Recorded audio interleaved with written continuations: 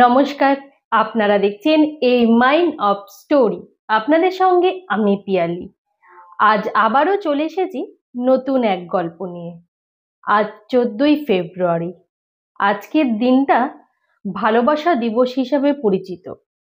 প্রত্যেকটা মানুষ তার ভালোবাসার মানুষের কাছে তার নিজের ভালোবাসা ব্যক্ত করে।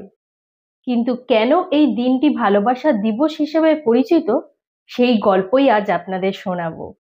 ভিডিওটি ভালো লাগলে লাইক, ফলো, শেয়ার এবং সাবস্ক্রাইব করবেন। ভালোবাসা দিবস বা সেন্ট ভ্যালেন্টাইন দিবস, যাকে অন্যভাবে সেন্ট ভ্যালেন্টাইন্স উৎসবও বলা হয়। প্রথম দিকে এটি সেন্ট ভ্যালেন্টাইন নামক একজন অথবা দুজন খ্রিস্টান শহীদকে সম্মান জানাতে খ্রিস্টধর্মীয় উৎসব হিসাবে পালিত হয়ে আসছিল। যদিও পরবর্তীতে লোক ঐতিহ্যের ছোঁয়ার মধ্য দিয়ে এটি বিভিন্ন দেশে আস্তে আস্তে প্রেম ও ভালোবাসার সাংস্কৃতিক, ধর্মীয় ও বাণিজ্যিক একটি আনুষ্ঠানিক দিবসে পরিণত হয়। এই দিনটিতে দম্পতিরা উপহার বিনিময় করে, অভিজ্ঞতা ত্যাগ করে এবং একে অপরের প্রতি তাদের প্রতিশ্রুতি পুনর্ব্যক্ত করে। বিশ্বের বিভিন্ন দেশে উদযাপিত হয়ে থাকলেও বাংলাদেশ সহ অধিকাংশ দেশেই দিনটি ছুটির দিন নয়। 269 সালে ইতালির রোম নগরীতে সেন্ট ভ্যালেন্টাইন নামে একজন খ্রিস্টান পাদ্রী ও চিকিৎসক ছিলেন।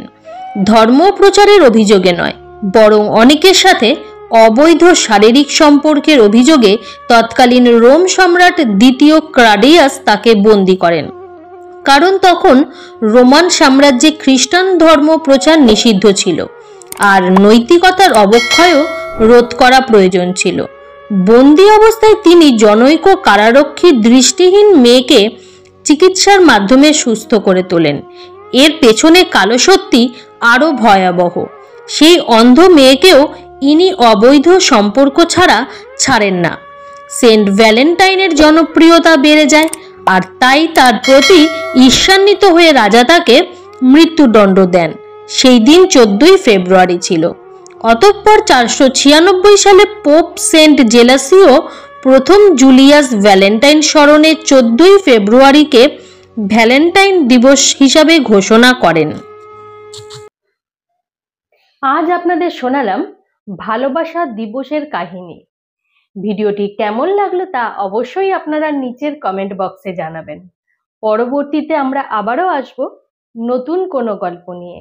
ততক্ষণ পর্যন্ত সঙ্গে থাকুন, সুস্থ থাকুন, দেখতে থাকুন এ মাইন্ড অফ স্টোরি।